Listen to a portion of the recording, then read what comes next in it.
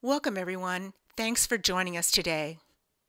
We wish we could all meet in person, but the COVID-19 pandemic has had a major effect on the way we live, work, and play. And that's what we're here to talk about, specifically how it has affected the way we travel in this new world order. The old way of traveling through crowded airports, waiting in long security lines, and handing over our travel documents and tickets for review has come to a screeching halt. But things have been changing even pre-COVID-19. Airlines and airports were trying to make travel easier, faster, and more seamless. However, the pandemic shifted those changes into warp speed. In only a few short weeks, the travel process underwent enormous changes that otherwise may have taken years. In fact, in June, the United Nations-based International Civil Aviation Organization issued guidelines to air transportation regulators and operators on how to restart the global air transport system. The ICAO advocates technologies that enable a touchless and smooth end-to-end process, from baggage drop-off to boarding. The good news is that those technologies already exist, and they are getting better every day. Today, we're going to talk about the role biometrics play in the new touchless travel model. Specifically, we'll talk about one of the most accurate touchless platforms available, iris recognition. We'll discuss how the technology works, its benefits, and present case studies demonstrating how it's being used in the real world. So with that, I'll turn things over to Mohammed Murad, Vice President at Iris ID. Thank you, Cindy. Welcome, everyone, to our discussion on contactless biometric in the COVID era. So we will be discussing COVID-19 and the effects of COVID-19 on biometric technologies, currently implemented biometric technologies, and why contactless biometrics during this period are gaining momentum.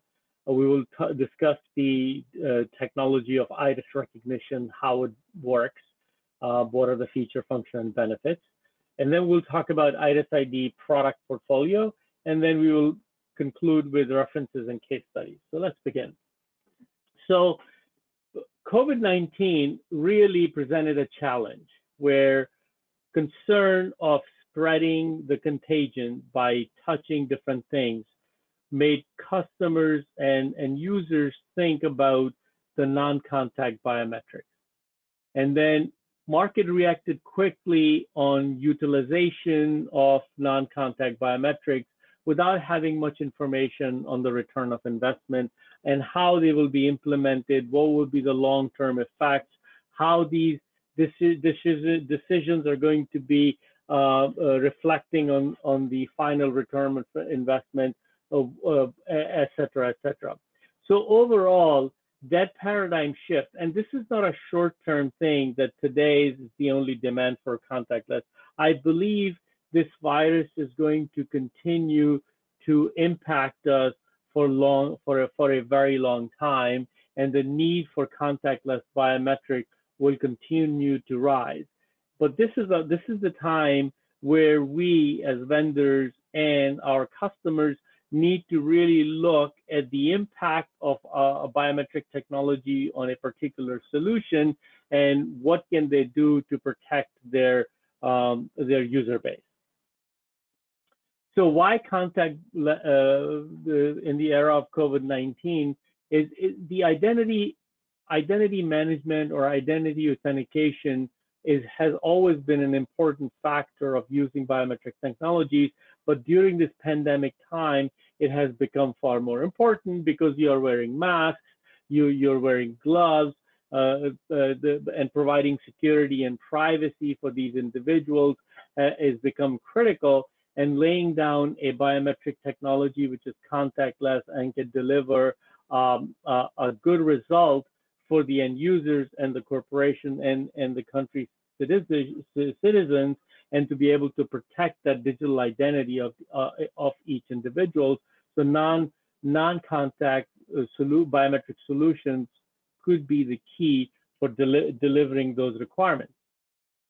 So the impact was of this COVID impact was that most of the customers says we no longer want to use any of the contact technologies. That basically they turned off those contact technologies and reverted back to the technologies that they were using earlier, like PIN, password, or RFID cards, etc.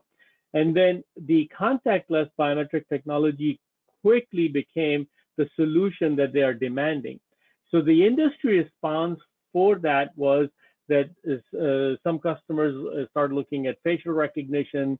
Some customers are looking, hey, I cannot have the low security. I need to have high security. So some reverted to addressing the solution with iris recognition and contactless fingerprint.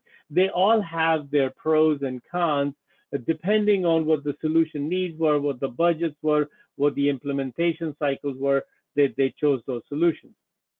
And then the other need was to be able to make sure the people who are entering those facilities are, for example, fever-free. So there were additionally, they started to implement temperature sensing devices, some alternatively for contact tracing purposes. It started to add QR code and other RFID technologies using the mobile phone, so you're still not touching anything and using the technologies that they are present. But most importantly, to be able to make sure the person who's coming to the facility is the person that they are saying they are, to be able to identify them, they needed a method of biometric technology. So let's discuss what is iris recognition. I hear this all the time, even from some of the industry colleagues of mine. They always confuse iris recognition and retina recognition as the same technologies. They are not. They are very different things, and that's why we have this 8th grade biology or 7th grade biology picture here, where retina is in the back of your eye, and you really have to shine a light to be able to go and see the retina pattern. Actually, there is no technology exists today that we call retina pattern recognition. What we are talking about is iris recognition. It is the color ring around your pupil that is data rich that we're going after. We're taking a picture of your eye and that picture, and we extract that the iris pattern out to create a template. There are no special lights are needed or lasers are shining or anything. It's just an SLR camera with near infrared light to be able to take that picture. The reason we do near infrared light, because a lot of 70% of the world's population have dark eyes. So we can't see the pattern in a color picture, so we need to have a grayscale picture where you see here. So normal human eye, the you and I see, it's a color eye. And if a person have a light blue eye, we can see some pattern. But with with the infrared, we are able to see a lot more grayscale details.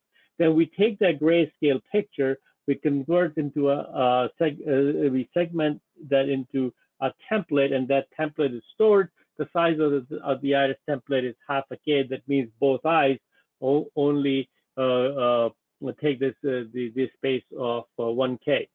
The iris, individual human iris, is very data rich. As the graph depicts here, it has a lot more data than any other biometric technology. At the time of enrollment, we recommend that to take the pristine picture of the eye. So at the time of identification or verification, if the individual's eye even 40% closed, we are still delivering for fairly accurate results. So what are the advantages of iris recognition technology? The biggest advantage is positive identification. Person's identity at the time of enrollment, even if they are 1 year old, it will remain the same throughout their life. It will never change, where other technologies may have some challenges with that. It's most accurate biometric technology available today. That means there are no two individuals that can have the same iris. Actually, both of my irises are different, and we have proven that in some of the largest implementations that we have been involved with. It's very easy to use. We offer technologies that you can take a picture of the eyes from 12, 15 inches or 35 centimeters all the way up to a meter. It depends on what type of application, what are the needs.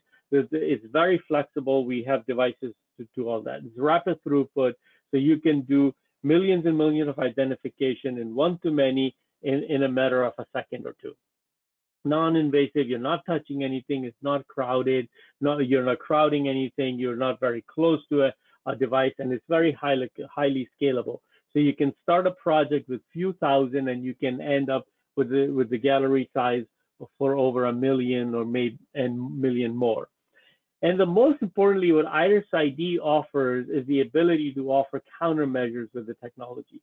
Basically, the idea is that we are able to determine or protect you from any spoofing attack. So, for example, if somebody wants to present a prosthetic eye or a pattern contact lens, or presenting a photo of eyes in front of a camera, our technologies, both hardware and software, are able to protect against those attacks. That is a very important factor, the countermeasures. Then iris recognition, iris technologies can work in areas where other technologies may have challenge. So for example, in today's area, everybody knows what personal protective equipment is masks, face shields, gloves, all sorts of stuff. So only thing really exposed that you will be able to see is the eyes, where other technologies will not be able to deliver the results that you need from an identity solution. And then you have workers. They work with their hands. Sometimes their fingerprints are compromised or dirty. It will be difficult to be able to identify with those technologies. And then in other cases, facial recognition, depending on what kind of mask you're wearing, how big the mask is, or in some cultures where women are covering their face with burqa and niqab, it will be very difficult to be able to identify with facial recognition. With all in all those challenging areas, iris recognition is the only technology that can work flawlessly. So with other there are other contactless technologies available, such as facial recognition, contactless fingerprint, or ring finger or palm reader. They all have limitations, where we just earlier discussed, where if you're using a facial recognition, if you have a mask on, the accuracy of identifying an individual in a large population could be compromised. In contactless fingerprint, they can work in some instances, but other instances where you're using gloves or other covering, or maybe your hands are dirty, etc., may have difficulty identifying. Similarly, with vein, the accuracy is less. It will not work with gloves. You may need to touch by moving the eye. So all those other contactless technologies do create some challenges in providing a true identity solution. And additionally, in recent months, a few months ago, I think in July timeframe, NIST released a report where they studied the effect of mask on facial recognition. Depending on what type of mask and how the mask is worn, how high above the nose, etc., as you can see in the pictures here. And if somebody's interested in, we will be able to put a link in our booth where you can go and download that study from NIST. It predicted that depending on what kind of mask and how you're wearing, etc., the failure rate to identify from some of the industry-leading algorithms could be anywhere from 20% to 50%. So looking at all those factors, we believe a true, a good contactless solution should be considered. And when you're considering, you need to look at these factors, what the needs are for your solution, and then pick if it's going to be iris recognition or other technologies. Okay, so from iris recognition side, we offer identity solutions for large-scale national identity program, or other large or civil ID programs, or other programs where millions and millions of people need to be identified. We offer access control solutions for passports and visas and border crossing, or really physical infrastructure such as office buildings, enterprise, and other areas where they need physical access control. And then time and attendance. So time and attendance can be offered in enterprise, could be in government organizations, could be a factory float, etc. Anywhere you have environments where you need to identify a person and you need to estimate how long they have worked, etc. We have been offering a solution very successfully. And additionally, we can take iris recognition solutions and can incorporate them with RFID where industry needs to or market needs to have distributed database and they need to store that template on the card. We offer with 2 templates, 1K. So these days, high storage capacity cards are available, so you can store the individual template so they can carry that with them. So IDWA ID offers a very extensive product portfolio where we have technologies where we can offer solutions for very rugged environment, like you see here, ICANN T10 or ICANN TD100 that can be incorporated in suitcases.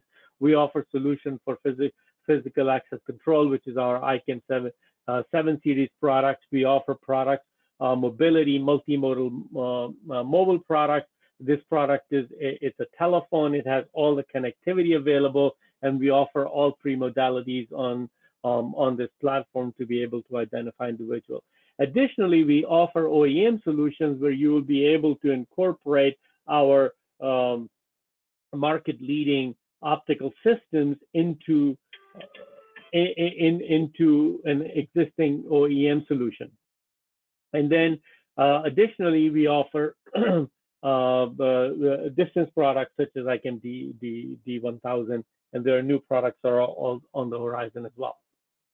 And then including these hardware platform and solutions, we offer software solutions such as our backend matching engine, EAC software to be able to manage integration with access control, and then multiple level of SDKs for multiple platforms.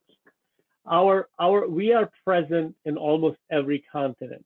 We have thousands and thousands of devices installed across the globe. And some of the examples are we offer solutions in data center security, laboratory and research laboratories, infrastructure for oil, gas, power plants, etc., workforce management solutions, and health clubs, etc., on a consumer-facing applications. Then we have implementation in transportation security, government, public sector security, such as military implementations and others. And then we have a fairly large portfolio of civil identity programs, and one of the largest ones that we have been supporting is UID for India. So let's discuss some of the references and case studies that we offer. I will go through them quickly. So we have clean room implementations or laboratory implementations where you see an individual fully covered in personal protective gear, and they are able to, without touching or crowding anything, will be able to identify themselves with that PPE and hazmat suits. So the solution is implemented in a few of the Japanese nuclear power plants to be able to protect and provide access control for those facilities. Here we have an implementation at data centers for physical infrastructure security. We are deployed in all data centers across the world since 2009 in Google data centers and similarly at Apple data centers. As you can see in the video, individual comes in, they enroll, they incorporate their card during their enrollment. They're able to use their card as a distributed database, be able to identify themselves using the iris. A very, very simple implementation. Our technology is very flexible, be able to integrate with multiple existing access control solution as well. This is a very interesting implementation of iris recognition into fruit farms.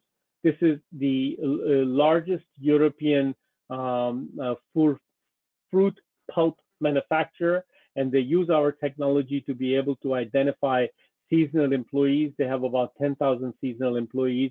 They identify them from the time they show up to work and the time they leave. all that data is collected, and the report is handed over to the contract workers and supervisors, and then that data is transported over to their hub in Istanbul to be implemented to be used for payroll development.